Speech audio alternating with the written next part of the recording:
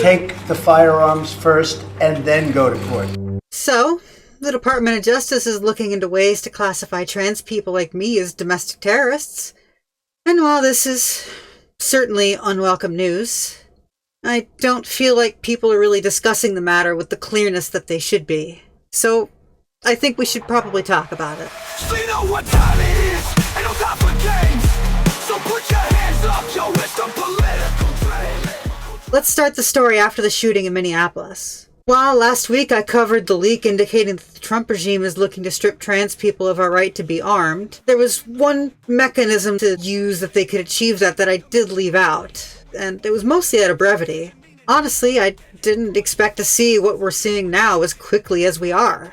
So that's on me, I guess. It's a helpful reminder that the regime is consolidating power rapidly. Anyway, after the shooting, Senior Director for Counterterrorism in Evil Mirror Universe Penn Jillette, Sebastian Gorka, claimed that the shooting was an act of transgender terrorism. Never mind the fact that the person was a detransitioner and they were far-right, but that doesn't matter when you get to push a big lie that we trans people are inherently violent and responsible for mass shootings. It doesn't matter that the host pushed back. The point was to signal that there was movement happening behind the scenes. It was also a signal to the propagandists to begin pushing the lie that there were organized trans terror cells, which they did. Given that Trump is underwater on immigration, it seems he's grasping now for the old reliable by attacking us instead. And then the shooting of Charlie Kirk happened.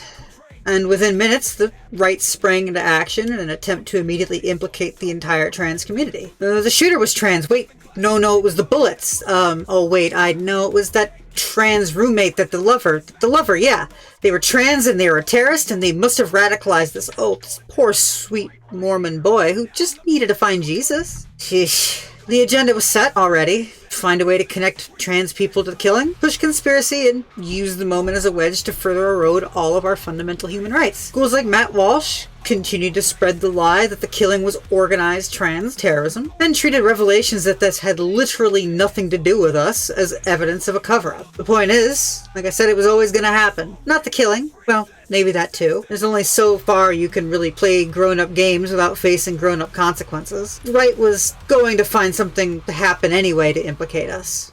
Like I said, it was already set, honestly, even before the Minneapolis shooting.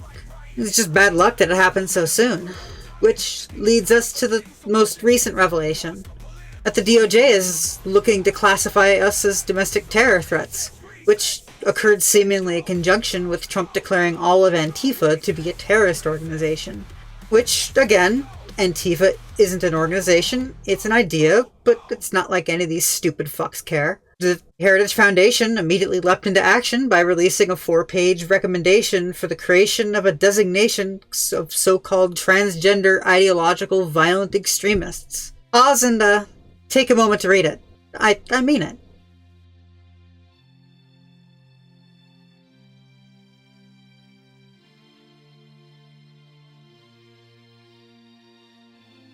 You done? Good. Now, while many have tried to erroneously claim that the Heritage Foundation goes well out of their way to make sure everyone knows that not every trans person is a TIVE, but let's be real, the conditions of what makes someone one are vaguely defined on purpose, so that even our assertions of our fundamental human rights are seen as extremist statements. It essentially just gives them the thinly veiled permission structure that they already wanted to have anyway. So what does this mean for us in the immediate? Honestly, not much more than we were already likely experiencing. I have no doubt that the Department of Justice was already attempting to infiltrate our spaces. They've already been monitoring our activities. They're already trying to sow division to weaken our public support. In the longer term, however, this will absolutely be used to treat those of us who get arrested during protests related to our rights as terrorists. Whether or not they decide to black bag those arrested remains to be seen. But the thing is, none of this is truly new. After 9/11, the Muslim community went through something incredibly similar. Their communities and mosques were infiltrated, people were entrapped by the feds into becoming terrorists themselves, and then used as examples of proof for their lies. Informants fostered a sense of fear within their communities. Vast troves of data was recorded, and connections were monitored between individuals. Their online activities were heavily surveilled. You get the picture? This is what they plan to do to us. At least for now. As I said in the previous video, the far right has yet to fully manufacture a culture willing to fully eradicate us from society, but they're desperate to create it anyway. And they do so because our existence is proof of their essentialist lies. Proof that there's more than one way to live. One that can't be so easily controlled. Because if you're strong enough to throw off the imposed false identity that society expects from you, you're strong enough to deny authoritarian desires. They oppose us because they're afraid to be themselves. So, if you're trans, I want you to take a deep breath, log off, and go do something. Do literally anything else unrelated to the world at large. Disconnect, at least for a moment, to gather your thoughts. I'm honestly myself fucking awful about that. But it's not the end. They're not coming to take us away. Yet. So make an impact in your community. Be living proof as counter to their lies. And if you want to help us at the political drain out specifically, there are some links in the description or something somewhere on screen. Maybe if I'm good and behaved, Drill Sarge will put mine in here too. And refuse to give the bastards anything but your joy and wrath. And don't let them turn you into the scapegoat they need to justify further crackdowns. At the same time, you do need to remember that they'll find any excuse they want regardless of the facts. They'll make a terrorist out of you for your self-defense. You need look no further than the conviction of Jaya Cruz in her self-defense case in New York. 24-year-old Jaya Cruz walked into a Manhattan criminal courtroom Thursday, handcuffed, their feet shackled, accused of fatally stabbing 36-year-old Ray Hodge, an on-duty U.S. postal worker, on his lunch break. Both the defense and prosecution agree the incident started with an argument inside a Harlem deli over a place in line at the food counter. But a packed courtroom listened to the prosecution and defense detail completely contradictory accounts of what happened next. The prosecution described Cruz as the aggressor who argued with Hodge and, quote, used racial slurs against him before taking out a knife and stabbing Hodge multiple times in the chest and neck, adding Cruz later admitted in a videotaped statement to, quote, stabbing him with a knife she carried for protection.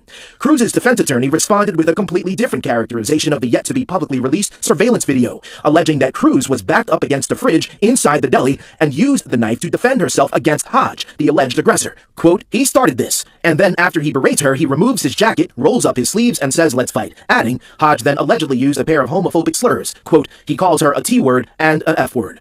After the hearing, Cruz's supporters spilled out of the courtroom and did not stick around to speak with reporters. But we did hear from Ray Hodge's family. People shouldn't be violent towards each other regardless. The altercation happened over an argument, and it led to Cruz reaching for a weapon, which wasn't... Sure, but this doesn't mean not to defend yourself. Do absolutely whatever you have to do if it means you get to survive another day. When you're facing genocide, everything you do is an act of self-defense. And that includes self-care. So, like I said, go out, spread joy, but refuse to be silent. Their decrees only matter if we're willing to collectively retreat. Don't. Be loud and fucking annoying. If our calls for our fundamental human rights and freedom make us terrorists to the federal government, then so be it. Just know that going to camp is optional. Finally, I want you to take heart that you're not alone. We are not without allies, even though it feels like it most of the time. Hey, when you have the likes of the NRA, Matt Drudge, Bill Kristol, and Karl Rove out defending us, who needs friends in a Democratic establishment? Am I right? Course correct from some prominent Democrats. Like Rahm Emanuel was recently asked by Megyn Kelly whether a man could become a woman, and he said no. Gavin Newsom recently said that he believes transgender athletes shouldn't compete in women's sports. Do you worry about an overcorrection here? I do believe that those statements have been overcorrections, yes. And look, I don't want to also question the authenticity. I mean, I don't know the motivations for some of those comments. I don't want to question the authenticity of those beliefs. If those are their authentic beliefs, you know, people can have a conversation. But I don't believe that is the place we need to go. I think we need to do a couple things. One, we need to continue to stand against blatant efforts by right-wing politicians to fearmonger, scapegoat, and with blanket policies discriminate against trans people, while also recognizing that there are specific issues where nuance is required. Nuance is either required from a substantive policy lens, or nuance is required because, frankly, the public in this democracy has a range of thoughts, and we have to recognize where the public is. Ugh. So, if you're cis and see yourself as an ally, now is not the time to performatively exclaim that you stand with us. that we're brave. It's time for you to put your freedom on the line to defend ours. We can't be on the front anymore. And if these fascist bastards are able to get their way, eventually neither will you. Which is why we need to draw the line here. Because they will keep pushing. They are desperate to manufacture consent to have us removed from society and snuffed out quietly. They want nothing more than to purge our existence from the internet and all of society. All in a desperate, futile attempt to make you forget that we lived. So continue to financially support us and other LGBT individuals where you can. Give material aid and however you can. If that means giving clothes, food, money, a ride out of red states, tools, or money for those tools, then so be it. If you have a trans person in your life or community, make sure everyone else is on board to defend them, if and when the time comes. Your organizing can save lives. Just look at how many successes we've already had in repelling ICE. We can beat them back. We have beat them back. And will we continue to do so until the fascists are treated like the criminals that they are? Hell, you might want to just show up in person and terrify your local politician by literally just showing up and demand that, I don't know, maybe law enforcement can't wear masks. Like California literally just did. And even though they're going to immediately challenge it, and California wimped out and didn't make it something that immediately took effect, so the courts can strike it down, that's neither here nor there. It is a good attempt, but we need more. Demand that under penalty of imprisonment, that any coordination with federal law enforcement is banned. If you see lies, call them out. If you see bigotry, belittle the chuds. Make them feel as small as they are. Honestly, in fact, we should all be a lot meaner to them when we see them. These people, if we can really even call them that anymore, want nothing more than your death and suffering. They relish in it. They are weak, afraid, and small. Their tools are nothing but fear. So, don't let the bastards make any good use. Ground News is an app and website that combines news from around the world in a place so you can compare coverage for every news source. You can see if they have political bias, how reliable their reporting is, and who owns them. They even have a blind spot feature that highlights news disproportionately covered by one side of the political spectrum. So go and take a look at the link in the description to check it out. Resisting, resist. Fuck this shit's going down. That's right here, right now. The political drain. Just the news you need. Now where does this leave us?